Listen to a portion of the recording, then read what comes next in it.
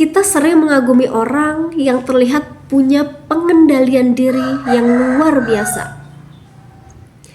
Mereka rajin olahraga, konsisten dalam belajar, jarang menunda pekerjaan, dan seolah tidak pernah tergoda. Lalu kita berpikir, andai aku punya kemauan sekuat mereka. Tapi bagaimana kalau selama ini kita salah? Bagaimana kalau sebenarnya rahasia mereka bukan karena memiliki kemauan yang lebih kuat daripada kita, melainkan karena mereka lebih jarang menghadapi godaan. Nah, di bab 7 dari buku Atomic Habits karya James Clear, dia membongkar nih sebuah fakta yang bisa mengubah cara kita memandang disiplin dan pengendalian diri. Dan mungkin setelah memahami bab ini, kamu akan berhenti mengandalkan tekad sebagai senjata utama untuk berubah. So, assalamualaikum warahmatullahi wabarakatuh. Welcome back to my YouTube channel. Apa kabar sobat literasi semuanya? Aku harap semua dalam keadaan yang terbaik. Siap untuk belajar bareng? Oke, kalau siap, coba dong tulis di kolom komentar. Aku pengen kenalan dong sama sobat literasi yang juga sama-sama suka belajar, suka self development. Nah, kita bisa sharing-sharing nih. Aku bakal lanjutin ya sobat literasi untuk membahas buku Atomic Habits karya James Clear ini. Kita sudah masuk di bab 7 nih. Di bab 7 judulnya Rahasia Pengendalian Diri. Oke. Pada 1971, ketika Perang Vietnam memasuki tahun ke-16-nya, anggota Kongres Robert Steele dari Connecticut dan Morgan Murphy dari Illinois menyampaikan temuan yang membuat publik Amerika terhenyak. Wow. Ketika menjenguk tentara di sana, mereka mendapati bahwa lebih dari 15% tentara Amerika yang ditempatkan di sana kecanduan heroin. Wow. Penelitian lanjutan mengungkapkan bahwa 35% peserta tugas militer di Vietnam telah mencoba heroin dan sebanyak 20% mengalami ketergantungan. Masalahnya ternyata lebih buruk daripada yang terfikir semula. Temuan itu menimbulkan kehebohan di Washington, termasuk pembentukan Special Action Office of Drug Abuse Prevention yang dipimpin langsung oleh Presiden Nixon untuk memasyarakatkan pencegahan dan rehabilitasi serta melacak anggota tentara yang ketagihan sewaktu mereka pulang. Lee Robbins adalah salah seorang peneliti yang ditugasi dalam temuan yang secara penuh mengubah keyakinan terdahulu tentang ketagihan. Robbins mendapati bahwa ketika tentara yang menjadi pengguna heroin pulang, hanya 5% yang kembali menjadi ketagihan dalam 1 tahun. Dan hanya 12% yang menjadi ketagihan lagi dalam 3 tahun. Dengan kata lain, kira-kira 9 dari 10 tentara yang memakai heroin di Vietnam meninggalkan ketergantungan hampir dalam seketika. Temuan ini bertolak belakang dengan pandangan banyak orang pada masa itu, yang menganggap ketagihan heroin bersifat permanen dan tidak dapat dipulihkan.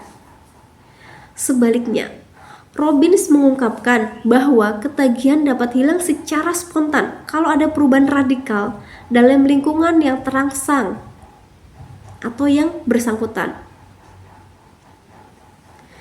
Di Vietnam, tentara menjalani hampir sama bersama petunjuk-petunjuk yang memicu pemakaian heroin. Barang itu mudah didapatkan. Mereka terus berada dalam suasana perang yang memicu stres. Terus mereka berteman dan bergaul dengan sesama tentara yang juga pengguna heroin. dan mereka ribuan kilometer jauhnya dari rumah.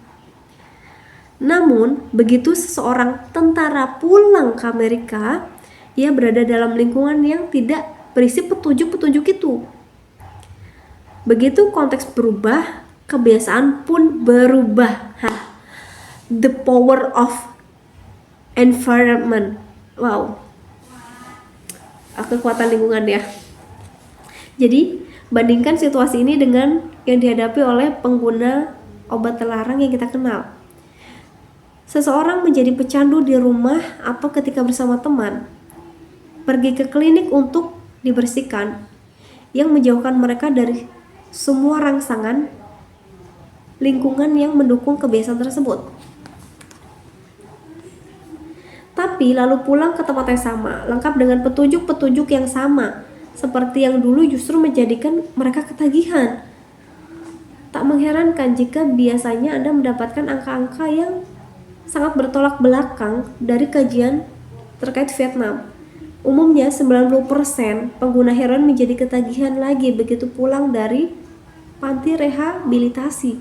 Karena ketika mereka sudah dibersihkan, sudah direhab, tapi kembali ke tempat yang banyak sekali petunjuk dan itu memudahkan dia untuk mengulangi hal yang sama. Kajian-kajian terkait Vietnam berlawanan dengan banyak keyakinan kultural kita tentang kebiasaan buruk karena bertentangan dengan asosiasi konvensional bahwa perilaku tidak sehat adalah kelemahan moral. Bila Anda kelebihan berat badan, perokok atau pecandu, seumur hidup Anda diberitahu bahwa itu karena Anda tidak memiliki kendali diri. Bahkan mungkin karena Anda orang yang tidak baik. Gagasan bahwa sedikit mendisiplinkan akan memecahkan semua masalah sudah tertanam mendalam di kebudayaan kita. Namun, penelitian belum lama ini menunjukkan sesuatu yang berbeda. Ketika ilmuwan menganalisis orang-orang yang terkesan memiliki kendali diri yang istimewa, ternyata orang-orang ini sama sekali tidak berbeda dari mereka yang bermasalah. Sebaliknya, orang-orang yang didisiplinkan lebih baik dalam menata hidup mereka sedemikian sehingga tidak memerlukan kemauan dan kendali diri yang heroik. Dengan kata lain, mereka menghabiskan lebih sedikit waktu dalam situasi-situasi yang menggoda. Jadi godaannya itu semakin sedikit gitu. Orang dengan kendali diri paling baik biasanya adalah orang yang paling tidak perlu menggunakannya. Lebih mudah menerapkan kendali diri ketika Anda tidak harus terlalu sering menggunakannya. Jadi, betul ketekunan, tekad, kemauan sangatlah penting untuk kesuksesan. Tapi, cara meningkatkan kualitas-kualitas ini bukanlah dengan menuntut agar Anda menjadi orang yang lebih disiplin, melainkan dengan menciptakan lingkungan yang lebih disiplin. Jadi, sebelum kita mengubah terlalu jauh diri kita juga harus merubah lingkungan-lingkungan kita yang bisa menjadi faktor memicu kendali diri kita sendiri. Nah, gagasan yang kontraintuitif ini bahkan lebih masuk akal lagi begitu Anda memahami apa yang terjadi ketika suatu kebiasaan terbentuk dalam otak. Kebiasaan yang telah terprogram dalam pikiran siap digunakan setiap kali situasi yang relevan muncul. Nah, ketika Patty Olwell, terapis dari Austin, Texas, mulai merokok, ia sering menyulut rokok sewaktu sedang berkuda bersama seorang teman. Akhirnya ia berhenti merokok dan menghindarinya selama bertahun-tahun. Ia juga berhenti berkuda. Berpuluh-puluh tahun kemudian ia naik ke punggung kuda lagi dan tiba-tiba ingin sekali merokok. Sesuatu yang baru pertama kali ia rasakan. Ternyata petunjuk untuk merokok masih tertanam. Ia hanya tidak memberikan situasi yang sesuai di waktu yang lama. Begitu suatu kebiasaan telah terprogram, dorongan untuk melakukannya muncul setiap kali lingkungan yang sesuai untuk petunjuknya muncul kembali. Ini satu alasan teknik-teknik perubahan perilaku bisa menjadi senjata makan tuan. Mempermalukan pengidap obesitas dengan presentasi cara menurunkan berat badan bisa membuat mereka merasa stres. Dan alhasil banyak orang yang kembali ke strategi perlawanan yang mereka sukai, yaitu makan berlebihan. Memperlihatkan gambar paru yang terbakar kepada perokok justru meningkatkan kecemasan yang mendorong banyak orang terdorong untuk mengambil rokok dan menyulutnya. Bila tidak berhati-hati dengan petunjuk, Anda bisa merangsang perilaku yang justru ingin Anda hentikan. Jadi ini menjawab pertanyaan kita ya, kenapa ya orang perokok padahal sudah jelas di bungkus rokok itu ada gambar paru-paru yang menghitam, orang yang terkena penyakit akibat rokok, tapi kenapa masih banyak orang yang merokok dan mereka seolah mengabaikan gambar tersebut? Pendekatan yang lebih andal adalah menghilangkan sumber kebiasaan dari sumbernya.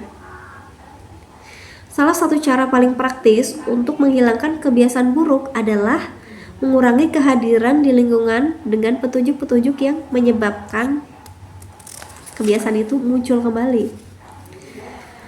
Jika Anda terkesan tidak dapat menyelesaikan apapun, tinggalkan ponsel Anda di ruangan lain selama beberapa jam. Jika Anda terus-menerus merasa bahwa Anda tidak cukup sukses, berhenti mengikuti akun-akun media sosial yang memicu kecemburuan dan rasa iri. Jika Anda menghabiskan terlalu banyak waktu untuk menonton televisi, pindahkan pesawat televisi dari kamar tidur. Jika Anda menghabiskan terlalu banyak uang untuk alat-alat elektronik, berhentilah membaca ulasan tentang produk teknologi terbaru. Dan jika Anda terlalu banyak bermain video game, copot kabel dan simpan di lemari setelah dipakai. Praktik ini merupakan kebalikan dari kaidah pertama, perubahan perilaku. Sebagai ganti menjadikannya terlihat, Anda dapat menjadikannya tidak terlihat. Saya sering dikejutkan oleh betapa efektif perubahan-perubahan sederhana seperti ini bisa efektif. Hilangkan petunjuk, maka kebiasaan seringkali hilang seluruhnya. Kendali diri adalah strategi jangka pendek, bukan jangka panjang. 1-2 kali Anda mungkin bisa menolak godaan, tapi mustahil Anda dapat mempertahankan kemauan mengatasi hasrat Anda sepanjang waktu. Daripada mengarahkan kemauan kuat baru setiap kali ingin melakukan hal yang benar, energi Anda lebih baik dikerahkan untuk mengoptimalkan lingkungan Anda. Ini rahasia pengendalian diri. Petunjuk-petunjuk untuk kebiasaan baik harus dijalankan terlihat. Petunjuk-petunjuk kebiasaan yang buruk harus dijadikan tidak terlihat. So, ini sudah masuk di akhir video. Aku bakal meringkas atau merangkum bab 7 ini buat kamu semuanya ya Sobat Literasi. Jadi, kamu cukup bisa menonton di akhir, kamu sudah bisa mendapatkan kesimpulannya. So, kesimpulan yang pertama, kebalikan hukum pertama perubahan perilaku adalah menjadikannya tak terlihat. Poin kedua, begitu suatu kebiasaan terbentuk, mustahil Anda melupakannya. Poin ketiga, orang yang terkesan memiliki kendali diri cenderung menghabiskan lebih sedikit waktu dalam situasi-situasi yang menggoda. Lebih mudah menghindari godaan-godaan daripada melawannya. Next point, salah satu cara paling praktis untuk menghilangkan kebiasaan buruk adalah mengurangi perjumpaan dengan petunjuk yang menyebabkannya. The last point is, kendali diri adalah strategi jangka pendek, bukan jangka panjang. So, siap untuk menciptakan kebiasaan baik yang baru dan siap meninggalkan kebiasaan lama yang buruk? Kalau sudah siap, coba tulis di kolom komentar. Katakan, siap, aku siap. Sharing nih kebiasaan baik apa yang pengen kamu mulai dan kebiasaan buruk apa sih yang pengen kamu tinggalkan. Thank you so much ya Sobat Literasi semuanya yang sudah mau belajar bareng sama aku. Semoga bermanfaat semuanya ilmunya. Sehat selalu. See you on the next video. Jangan lupa comment, like, and subscribe. Bye. Assalamualaikum warahmatullahi wabarakatuh.